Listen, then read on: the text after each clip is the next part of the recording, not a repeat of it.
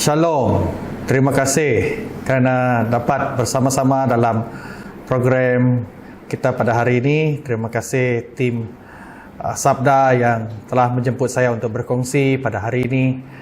Dan saya sangat-sangat bersukacita dan bersyukur kepada Tuhan atas peluang ini, dan supaya kita semua dapat diberkati dan menikmati sesi ini dalam hadirat Tuhan. Terima kasih atas jemputan ini, dan hari ini saya telah diberi topik kepimpinan di dalam menangani krisis. Yang seperti mana yang kita tahu, negara kita mengalami krisis pandemik ini, dan dia bukan sekadar krisis kesihatan, tapi dia juga mencabar kepimpinan pada saat ini. Jadi saya ingin mengupas sedikit tentang kepimpinan yang diperlukan untuk kita menangani krisis yang sebegini pada hari ini, dan juga bagaimana sebagai seorang pemimpin Kristen kita bertindak dan bersandar akan firman Tuhan dan melihat akan kepribadian Yesus itu sendiri. Jadi sebelum itu saya juga ingin memperkenalkan sedikit tentang latar belakang saya, dan juga saya juga ingin berkongsi sedikit pengalaman saya semasa menangani krisis yang baru saja dan juga masih kita alami kesan daripada COVID-19 ini. Jadi saya berasal dari Bintangor, Sarawak, dan sekarang saya menetap di Kuching, dan saya telah sedang mengendalikan satu syarikat dinamakan Konsortium Bumi, dan juga anak-anak syarikat yang ada dalam kumpulan kami. Dan ini adalah latar belakang akademik saya. Tidak perlu saya terangkan, dan saya seorang electrical engineer by training. Saya graduate dari Universiti Malaya pada tahun 96, dan ini adalah sekolah saya semasa di sekolah rendah. Ini keadaan sekolah saya lah, masih macam ini, tapi dia sudah banyak memberi jasa kepada dalam hidup saya, dan juga ramai anak-anak daripada kampung saya yang sudah keluar belajar dari sekolah ini. Kemudian saya dari tingkatan 1 hingga tingkatan 3 saya belajar di Sekolah Dato' Harun Tanjung Karang, Selangor, dan kemudian saya melanjutkan pelajaran di Sekolah Pilah Negeri 9 tingkatan 4 hingga tingkatan 5, dan dari sinilah saya mengenal Tuhan. Ini sekolah 6 rendah saya, dan ini adalah latar belakang kerjaya saya. Tidak perlu saya terangkan sebab ada kesuntukan masa kita yang diberikan untuk kita berkongsi dengan lebih lanjut. Ini beberapa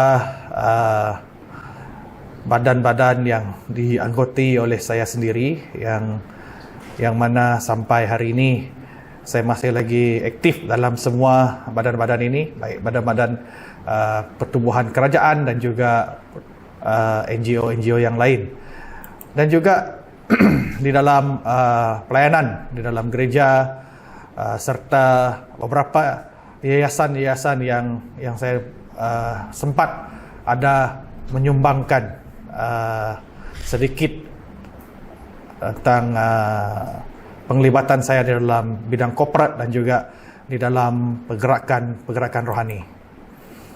Ini adalah beberapa anugerah yang saya telah terima, sebanyak 11, dan yang akan datang ini adalah Asia Pacific Entrepreneur Award yang akan dianugerahkan pada 27 hari bulan Mei ini nanti.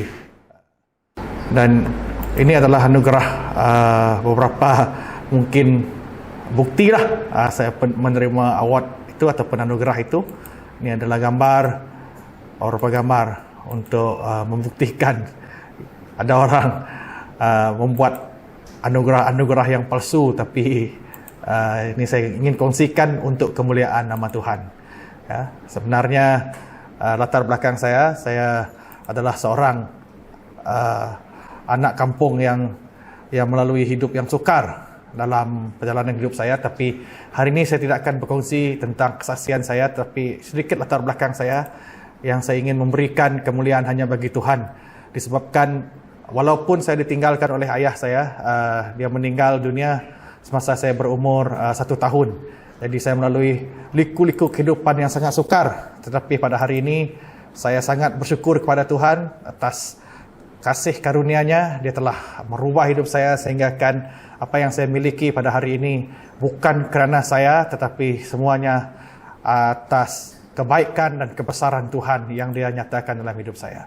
Sebelum saya meneruskan perkongsian saya pada hari ini, saya ingin membaca daripada Matius pasal yang ke-8, ayat 23 hingga ayat yang ke-27. Lalu Yesus naik ke dalam perahu dan murid-muridnya pun mengikutinya. Sekonyong-konyong mengamuklah angin ribut di danau itu, sehingga perahu itu ditimbus gelombang, tetapi Yesus tidur. Maka datanglah murid-muridnya membangunkan Dia. Katanya, Tuhan, tolonglah, kita binasa. Ia berkata kepada mereka, mengapa kamu takut, kamu yang kurang percaya? Lalu bangunlah Yesus menghardik angin dan danau itu. Maka danau itu menjadi tenang sekali, dan heranlah orang-orang itu.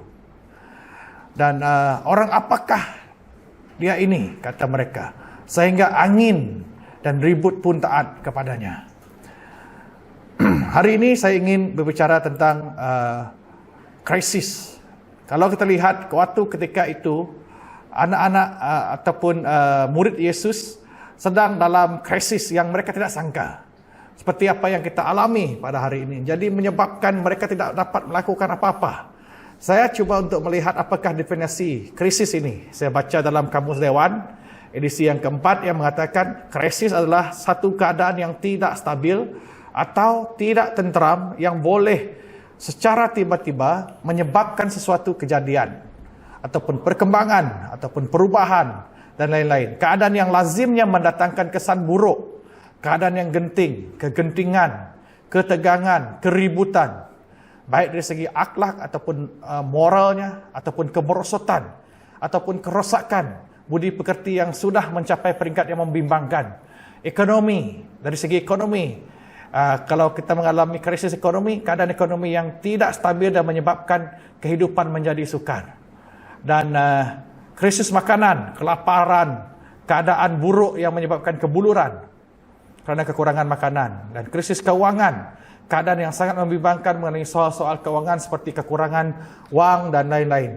Dan dalam segi politik juga ada krisis politik, ketegangan politik dan berselisih pendapat dan pahaman dan sebagainya. Jadi perkataan krisis ini sangat bersinonim dengan ketegangan ataupun kegentingan, keributan, perbalahan, pertikaian, persengketaan, pertengkaran, kemelut, konflik, konfrontasi. Jadi bila kita membaca cerita di dalam Matius tadi, murid Yesus dalam keadaan krisis. Mereka tidak pernah mengalami keadaan yang sebegitu. Jadi mereka tidak dapat menjadi seorang pemimpin yang berjaya ketika itu. Jadi mereka pun panik. Jadi apa yang mereka pikirkan, mereka akan binasa. Maksudnya mereka mengalah sebelum mereka mencuba. Dan dalam perjalanan hidup saya, ada ketikanya memang ada krisisnya. Semua kita terutamanya dalam bisnes, dalam kepimpinan, di dalam gereja pun ada krisis-krisis tertentu. Dan sehinggakan kita tidak dapat membuat keputusan yang bijak. Seperti murid-murid Yesus, mereka tidak ada perkara lain yang mereka pikirkan, cuma kebinasaan, hancur, habis, tiada harapan. Jadi sebagai seorang Kristen, kita sepatutnya bukan membawa seorang pemimpin dalam konteks rohani, bukan merasakan ada krisis, tutup gereja, ada krisis, kita hentikan kematian. Ada krisis saja, kita tidak dapat. Ada krisis keuangan, kita tidak boleh bayar bangunan gereja. Kita tidak boleh bayar sewa. Kita terus hentikan tanpa memikirkan kesan kesan kepada keputusan kepimpinan kita itu. Jadi dalam menangani krisis yang sebegini, saya banyak membaca dan melihat akan orang-orang yang berjaya dalam kepimpinan mereka. Salah seorang penulis, Isaiah Ameh, mengatakan begini, "With careful and thorough study on leadership over the years, I discovered that the strongest sickness of leadership is insensitivity." Bermaksud, penyakit yang paling kuat dalam kepimpinan adalah kita tidak sensitif dengan keadaan ataupun kita tidak sensitif dengan keperluan. Kalau di dalam gereja, keperluan jemaat. Kalau di dalam syarikat, kita tidak sensitif akan keperluan orang karyawan-karyawan yang bekerja dengan kita. Saya diingatkan ini suatu ketika kami menghadapi krisis. Tiba-tiba kami punya cash flow di dalam syarikat kami sangat meruncing. Jadi saya berpikir, kami banyak projek tapi cash flow problem. Kalau saya tutuplah syarikat saya ketika itu, saya boleh tunggu saja payment yang ada dalam sekitar 10 juta. Dan saya kata, kalau saya tutup, saya keluarkan 1 juta untuk bayar hutang kami dan 3 juta satu orang untuk bagikan kepada tiga orang partner saya itu. Saya ingat, saya tidak perlu lagi memikirkan semua masalah ini. Saya boleh bayar hutang saya boleh invest 1 juta, saya boleh masukkan ke dalam ASB 1 juta untuk setiap akaun anak saya dan isteri saya. So, saya ingat, I can just have a very comfortable hidup yang selesa dengan sebegitu. Jadi, tetapi keputusan yang sebegitu tidak sensitif. Tidak sensitif kepada keperluan pada waktu itu, keperluan karyawan-karyawan. Dan bila saya berdoa, tiba-tiba saya melihat masa itu pekerja saya cuma ada 20 lebih orang saja, saya ingat. Tapi saya melihat berduyun-duyun orang yang bergantung kepada mereka. Jadi saya melihat bukan keperluan saya sendiri. Kalau ikut keperluan saya tidak payahlah. Saya berpikir dan untuk memperkembangkan syarikat ini. Tetapi masa itu Tuhan berbicara kepada saya. Ramai orang lagi yang akan bergantung kepada syarikat ini untuk kelangsungan hidup mereka. Jadi kita perlu sensitif.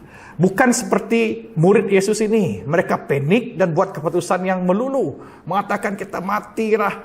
Tidak ada memberi semangat langsung. Sebagai seorang pemimpin, kita harus sensitif kepada setiap orang yang terlibat dengan kita, terutamanya jemaat-jemaat kita. Kita dipanggil sebagai seorang gembala. Di apa peringkat pun. Mungkin kamu bukan seorang gembala pada hari ini, tapi di dalam rumah tangga kita pun kita dipanggil untuk menjadi seorang imam, untuk mengembalai keluarga kita. Jadi setiap kita dipanggil untuk memimpin, baik memimpin orang-orang yang kecil bilangannya, malah sampai beratus orang, beribu orang.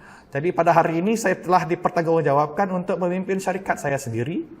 Dalam gereja saya sebagai seorang penetua, dalam political party saya sebagai setiausaha agung. Jadi kepimpinan itu berlainan. Tapi yang paling penting, seperti Isaiah Ameh mengatakan, kita harus sensitif kepada keperluan orang-orang yang kita pimpin. Jadi ada beberapa quotation ataupun kata-kata yang saya selalu baca. Great leaders don't set out to be a leader. They set out to make a difference. It's never about the role, always about the goal. Bermaksud tujuannya itu lebih penting. Seorang pemimpin yang agung, dia harus melihat apakah tujuannya. Jadi bila saya melihat akan keperluan syarikat saya ketika itu, lebih kurang dalam 12 tahun yang lepas. Tahun ini kami merayakan ulang tahun yang ke-16. 12 tahun yang lepas ataupun 13 tahun yang lepas, bila saya melihat ke belakang, kalau saya buat keputusan masa itu, saya tidak akan dapat anugerah-anugerah yang kita tengok sebentar tadi. Saya tidak akan dapat memperkembangkan syarikat saya kepada banyak bidang, baik dari segi pembangunan dan konsultansinya dan juga oil and gasnya. Dan setakat ini saya ingat, saya bersyukurlah sebab saya boleh memberkati syarikat kami lebih daripada 200 orang yang bekerja, dan itu yang visi yang Tuhan berikan kepada saya untuk membangunkan lebih ramai lagi orang-orang kita terlibat dalam industri-industri yang sebegini. Walaupun kami adalah syarikat Dayak yang pertama ditubuhkan yang melakukan perniagaan konsultansi services yang sedang kami jalankan sekarang. Dan the best leader isn't always the one who accomplishes the most. Great leader is the one who inspires others to achieve greatness. Saya berpegang kepada ini. Kalau kita melihat bagaimana Yesus menangani krisis ini, dia sentiasa dia tahu keadaannya, dan dia memberi inspirasi kepada orang lain. Dia kata, ini bukan ribut. Tengok, saya masih boleh tidur, dia kata. Saya boleh, walaupun saya percaya sebagai seorang manusia dalam keadaan yang begitu, memang keadaannya sangat kelam kabut, tetapi Yesus menunjukkan satu teladan yang dia itu memberi inspirasi kepada anak-anak muridnya. Itu satu perkara yang saya belajar daripada Yesus. Walaupun kami di banyak tantangan semasa COVID ini, orang lain buang pekerja mereka, tapi kami ambil keputusan untuk tidak membuang pekerja kami, tidak potong gaji mereka, malah kami beri bonus kepada mereka. Supaya kita menjadi orang yang boleh menginspirasikan. Itu yang Yesus buat. Jangan takut, dia kata. Kamu ini tidak percayalah. Dia kata, kita harus ada. Jadi saya bagi tahu saya punya staf, semua kita di sini, saya kata, kita naik, di pejabat saya ada satu tempat, dinamakan upper room atau chapel. Kita naik, kita berdoa. Saya percaya Tuhan akan menolong kita. Dan puji Tuhan, memang Tuhan telah membawa kami dalam keadaan yang genting sebegini. Ramai orang membuang pekerja mereka, tidak ada projek-projek yang baru, tapi dalam masa ini kami berdoa dan minta kepada Tuhan, dan kami telah dianugerahkan satu projek yang baru di Sarawak. Mungkin kamu tahu, projek itu adalah projek ART. Kami adalah salah satu konsultan yang terlibat di dalam projek yang sebegini. Jadi saya percaya kalau kita mau menjadi inspirasi kepada orang lain, supaya Tuhan akan bekerja lewat daripada iman kita. Yang pertama, sebagai seorang leader, sebagai seorang pemimpin, kita harus punya iman. Apapun krisisnya, ambil masa.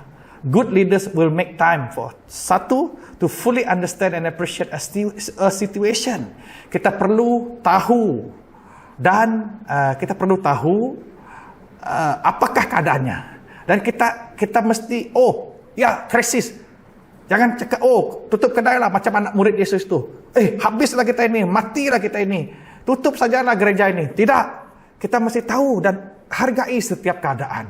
And to walk in another shoes before being critical. Jangan kita, kamu ini, ada kalan di dalam gereja, saya percaya di dalam organisasi apapun.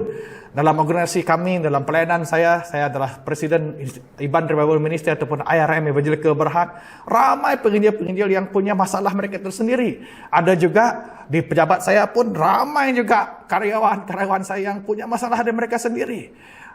Terlibat dengan along lah, ambil dadah lah. Memang ada. Akan ada perkara-perkara yang begini di dalam jemaat pun ada banyak masalah. Tapi kita harus ambil masa untuk kita melihat dan menilai keadaan itu. And to be properly informed before making a judgment or reaching a conclusion. Itu sangat penting. Kita mesti buat satu analisis supaya kita boleh memberi keputusan yang bijak dalam kita menangani itu. Jadi di dalam kita mengalami ataupun menangani krisis yang sebegini, kita perlu ada satu kegigihan ataupun dalam bahasa Inggris perseverance. Benjamin Franklin mengatakan tenaga dan ketekunan menaluki segala perkara. Tidak kira apapun cabaran yang Anda hadapi, tetaplah berjuang dan memiliki tenaga yang membantu Anda meneruskan perjuangan. Jangan cepat putus asa. Itu kunci. Kita harus gigih. Dan kita mungkin akan rasa stres dari segi emosi. Mentalnya kita akan stres, fizikal pun akan stres. Tetapi jangan beri peluang kepada perasaan putus asa itu mengaburi pandangan kita. Apa yang murid ini buat? Mereka sudah give up. Tetapi satu hal yang mereka buat adalah panggil Yesus. Dan mereka tahu yang ada bersama mereka itu orang yang sudah banyak melakukan mukjizat, tetapi iman mereka tidak ada. Yesus kata, kamu ini tidak percaya. Di dalam apapun cabaran kita, terus tetapkan iman kita kepada Tuhan. Ya. Dan Calvin Coolidge mengatakan, tiada apapun di muka bumi ini yang mampu menggantikan kegigihan. Terdapat banyak manusia yang gagal tetapi mempunyai bakat. Kegigihan dan keazaman merupakan nilai yang amat berkuasa. Dan Di dalam bahasa Inggris, nothing in this world can take the place of persistence. Nothing is more common than unsuccessful men with talent, persistence and determination alone are omnipotent. Saya sudah translatekan itu tadi. Jadi, usaha sentiasa mengalahkan bakat. Okay? Mungkin kita berbakat, tapi kalau kita tidak berusaha, tidak juga. Saya percaya murid Yesus itu adalah orang yang berbakat, yang sudah pandai sangat mengendalikan perahu mereka. Mereka orang-orang nelayan yang selalu pergi ke tasik, selalu pergi menangkap ikan. Tetapi mereka tidak ada usaha langsung. Sebab itu Yesus mengajar mereka ataupun memarahi mereka. Dia sebenarnya, kamu yang tidak percaya itu ada tanda seruan. Jadi sebab itu mereka tidak ada usaha pun. Jadi bila kita melakukan sesuatu itu, kita harus ada usaha. Jadi kita harus persis melakukan itu. Supaya walaupun apa yang kita mampu, kalau saya lah ada dalam itu, mungkin saya ketakutan. Tetapi at least kayuhkanlah perahu itu selagi kita mampu. Itu yang saya ingin masukkan. Jadi Napoleon Hill mengatakan, kesabaran, patience, persistence and perspiration make an unbeatable combination for success. Di dalam kita menangani krisis, kita harus sabar, kita harus gigih, dan kita harus berusaha ataupun mengeluarkan peluh kita. Kesabaran, kegigihan, dan keringat. Ada 3 K ini yang kita harus tanamkan dalam hati kita. Tindakan agresif harus kita praktikkan untuk mencapai matlamat kita. Tetapi kita harus faham bahawa kejayaan mengambil masa yang lama. Hal inilah yang menyebabkan Anda membelah bagi matlamat ataupun goals besar kepada yang lebih kecil. Jadi kita membuat analisa. Apakah tujuannya? Okeylah, dari segi pelayanan. Pelayanan kanak-kanak. Apa yang kita mau? Kita mau lihat dari segi kanak-kanak. Apa yang paling penting? Keselamatan mereka. Okey, bagaimana kita ingin menceritakan hal-hal keselamatan kepada anak-anak. Dan mungkin yang lebih remaja itu tentang pemuridannya. Dan yang lebih orang dewasa itu mungkin kekeluargaan ataupun care group. Kita buat planning. Kita buat planning dia dan kita cari resources dia. Kita pecahkan tujuan yang besar itu menjadi kecil. Jadi itu perlukan kesabaran, itu perlukan kegigihan, dan juga banyak usaha yang kita perlu lakukan. Jadi Colin Powell mengatakan success is the result of perfection, hard work, learning from failure, loyalty and persistence. Kejayaan adalah hasil daripada kesempurnaan, usaha, belajar dari kesilapan ataupun kegagalan kita, kesetiaan dan kegigihan kita. Dan kejayaan mengambil masa untuk dibina. Bukan, kalau tidak ada kesan pelayanan ini, kita tutup sajalah. Macam satu ketika kita menubuhkan satu pelayanan untuk teenagers, tiba-tiba banyak masalah dalam teenager itu. Jadi kita kata, tak payahlah, tak payah, we just close it, tidak apa, kita buat pelayanan yang lain. Itu salah, approach itu salah. Sebab bila kita berputus asa, mungkin disebabkan kesilapan kita, tapi kita tidak pernah belajar. Kita harus teruskan apa yang Tuhan telah berikan kepada kita. Macam murid ini, dan mereka kata, stop. Macam itu saja. Habis, matilah kita ini. Dia sudah menyerah. Kita jangan memiliki roh yang sebegitu. Dan Maya Angelou mengatakan, you may encounter many defeats, but you must not be defeated. Anda mungkin akan menghadapi banyak kekalahan, tetapi Anda tidak boleh terus dikalahkan. Kalah dalam pertempuran, menang dalam peperangan. We may lost the battle, but we already win the war. Kita sudah menang peperangan itu sebab kemenangan bagi orang Kristen telah dipastikan oleh Tuhan. Bila dia mati di atas kayu salib, dia kata sudah selesai. Maksudnya apapun hutang ataupun pertempuran sudah selesai. Bila kita punya cabaran yang sebegitu, jawabannya ada di atas kayu salib Tuhan. Dalam perjalanan menuju kejayaan, Anda akan menghadapi pelbagai rintangan dan kekalahan kecil serta kegagalan. Janganlah kalian patah hati. Sebaliknya, menunjukkan perhatian Anda kepada matlamat yang kita ingin tujui. Jadi setiap kita paling penting adalah untuk mencapai tujuan kita. Berlari terus ke garisan akhir. Woody Hayes said, untuk melumpuhkan cabaran ataupun melumpuhkan rintangan adalah satu saja. In English very clear. Paralyze resistance with persistence. Lumpuhkan rintangan dengan kegigihan kita.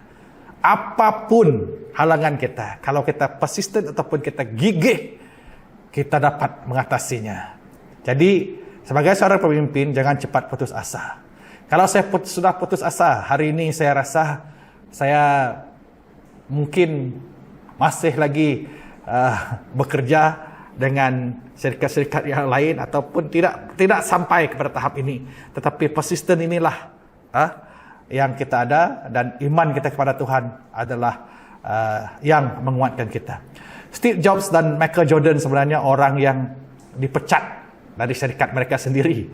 Michael Jordan digugurkan daripada pasukan bola keranjang sekolahnya, dan walaupun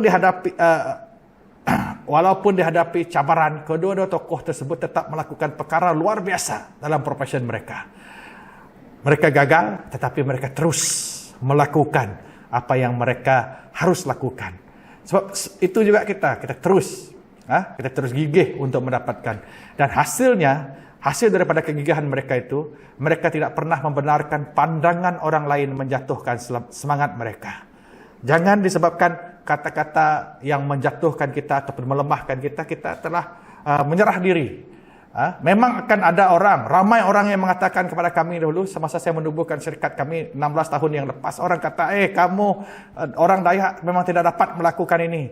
Tidak dapat ini, bisnes ini bukan untuk orang Dayak, kamu sepatutnya jadi construction workers ataupun nanam getah, potong getah. Konsultan ini bukan.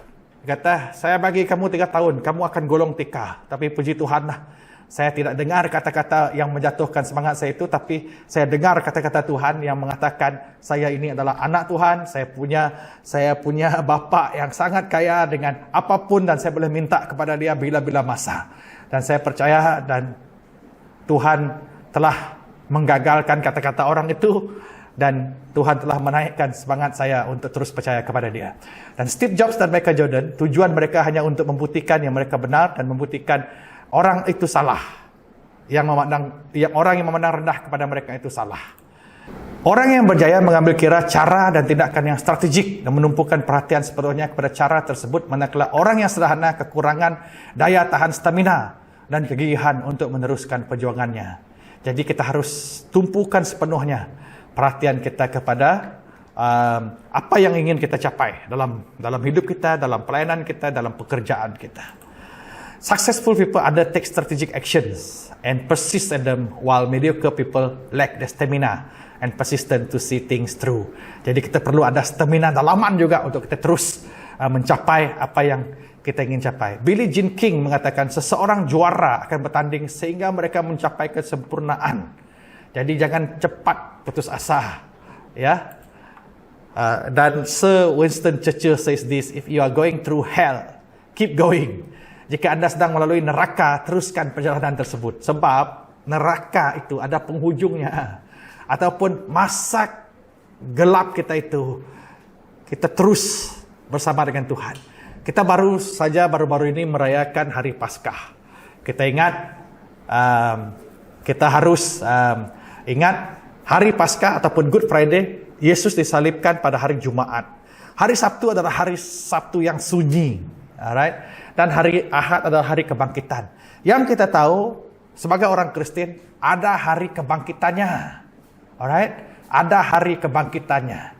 Jadi ada orang Kristen yang mengalami masa Sabtunya sangat lama. Sangat lama. Kan Sabtu itu Sabtu yang sunyi. Sabtu yang sunyi, Sabtu yang penuh dengan kegelapan. Tetapi hari Ahad dia akan bangkit. Winston kata, walaupun kita dalam kegelapan, kita harus teruskan perjalanan itu. Sebab yang pasti Tuhan itu bangkit pada hari yang ketiga. Kemenangan sudah dijanjikan untuk kita. Apakah kita sanggup bertahan sehingga kita keluar menang, bangkit bersama dengan kemenangan Tuhan Yesus. Ketika Anda dikelilingi kekangan dan cabaran, kadang-kala kita senang meraung dalam kesusahan dan patah semangat. When you are surrounded by setbacks, failures and obstacles, it is sometimes easy to just wallow in misery and give up. Tetapi kita harus ingat, dalam setiap kita mengharungi ribut topan itu, kita harus tumpukan perhatian kita kepada visi kita, supaya perjuangan kita itu berbaloi. If you have to be willing to weather the storm and remain focused on your vision, if you are going to make everything you went through worthwhile, kita harus fokuskan kepada Yesus itu sendiri. Tujuan, panggilan kita di dalam sebagai seorang pemimpin itu adalah lebih penting. Dan perkara penting adalah kita harus belajar daripada kesilapan kita. Mungkin kita hari ini buat silap, tetapi hari esok kita harus perbaiki prestasi kita itu. Dan itu yang paling penting untuk kita terus menjadi seorang pemimpin yang berjaya. Success is a journey that many people have no patience or guts for. Dan kejayaan itu adalah satu perjalanan. Kita harus sabar, kita harus berani dalam kita mengharungi apapun cabaran kita. Great leaders atau pemimpin yang agung can see the greatness in others when they can't see it themselves. Itu Roy Bennett mengatakan, seorang pemimpin yang agung, dia dapat melihat kebaikan ataupun kebesaran dalam hidup seseorang itu. And walaupun mereka tidak nampak apapun kelebihan mereka. Jadi Steve Jobs mengatakan, management is about persuading people to do things they do not want to do. Pengurusan adalah untuk meyakinkan orang supaya mereka melakukan apa yang mereka tidak suka lakukan. While leadership is about inspiring people to do things they never thought they could. Jadi itu yang Yesus lakukan. Dia menjadi satu sumber inspirasi kepada muridnya. Dia kata kita punya kuasa, kita boleh hardik ribut itu. Itu kita harus buat. Jadi setiap pagi hari Senin kami ada persekutuan doa di pejabat. Kadang-kadang saya share, tapi saya juga ambil kesempatan itu untuk memberikan kata-kata semangat ataupun inspirasi kepada karyawan saya ataupun pekerja-pekerja saya yang di site akan melihat daripada Zoom, dan yang di office kami ada chapel di office di mana kami boleh berdoa bersama. No matter how bad things go, you're still way ahead of everyone who isn't even trying. Walaupun kita dalam keadaan yang teruk, tapi kita sudah mulai, kita sudah mengharunginya. Tapi ramai orang cuma cakap saja, tapi tidak mereka mencuba. And you are better than those who just sit around ataupun tidak melakukan apa-apa. Dan kita tidak boleh, you can't go back and change the beginning, but you can start where you are and change the ending. Kita tidak boleh balik kepada mulanya. Ada orang menyesal, kalau boleh saya sepatutnya balik, buat dia balik. No. Kita boleh mulai dimanapun kita berada. Walaupun kita sudah silap langkah, kita boleh mula sendiri. Kita boleh menukarkan tujuannya. You can change the ending. Kita boleh tukarkan tujuannya. Macam orang berlari lah. Katalah kamu berlari maraton. Oh, kamu sudah salah jalan. Kamu jangan balik kepada pangkal jalan. Tidak. You can change the direction. Tukar arah kita untuk mencapai tujuan. Sampai ke garisan penamat kita. Itu seorang pemimpin. Memimpin orang-orang yang di bawah mereka. Dan sometimes kita harus tinggalkan ego kita. Sometimes it's hard to open your hand, but you need to let go your ego. Supaya kita boleh bergantung pada orang lain. Don't quit what's right for you just because it isn't easy. Honor the struggle that comes with real growth, love, and contribution. Kita teruskan, ya. Kita jangan cepat mengalah. Martin Luther King Jr. mengatakan, if you can fly, then run. If you can run, then walk. If you can walk, then crawl. But whatever you do, you have to keep moving forward. Kalau kita tidak dapat terbang, kita berlari. Kalau kita tidak dapat berlari, kita berjalan. Kalau kita tidak dapat berjalan, kita merangkak. Dan apapun yang kita lakukan, jangan mundur, terus maju. Supaya orang-orang yang melihat kita akan menjadi orang yang memberi inspirasi kepada setiap orang yang melihat kita. Ya, itu Martin Luther King Jr. katakan. Dengan itu saya minta maaf dengan kamu semua sebab saya tidak dapat mengikuti sesi question and answer.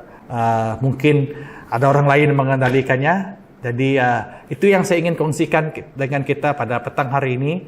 Saya ingin mengucapkan sekali lagi terima kasih atas jemputan ini. Terima kasih untuk semua yang mendengar perkongsian saya petang ini, dan banyak yang saya mau kongsikan, tapi mungkin di lain kali kita boleh aturkan satu lagi sesi untuk kita terus bersama-sama terus menjadi on fire, untuk bersemangat terus melayani Tuhan. Saya berdoa supaya setiap kita diberi urapannya. Sebelum itu saya mengambil sedikit masa untuk berdoa untuk semua kita bersama-sama. Terima kasih Tuhan atas perkongsian ini. Terima kasih atas firman-Mu. Terima kasih atas perbicaraan ataupun bisikan Roh Kudus yang ada bersama-sama dengan kami. Dan kami berdoa setiap kami yang mendengar ini, supaya kami hanya melihat akan Engkau Tuhan. Engkaulah sumber kekuatan kami, Engkaulah harapan kami. Engkau boleh melakukan segala sesuatu walaupun kami tidak dapat melakukannya Tuhan. Dan kami berterima kasih Bapa atas anugerah-Mu, atas kuat kuasa-Mu yang telah Kau sediakan bagi kami. Terima kasih Tuhan, kami berdoa dan kami serahkan setiap kami dan doa kami ini di dalam nama Yesus Tuhan dan Penyelamat kami sudah berdoa. Amin. Terima kasih, Tuhan memberkati.